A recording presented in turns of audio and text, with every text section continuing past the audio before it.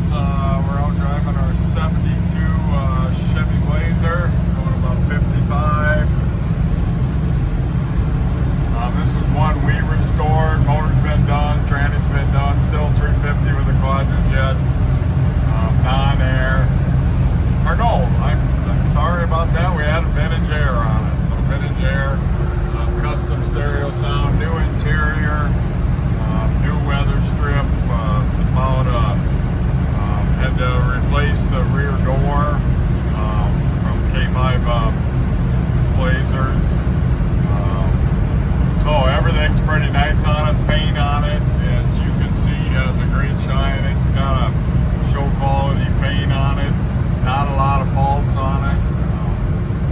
We've painted the frame, done underneath on it. Lots of receipts will go with it. So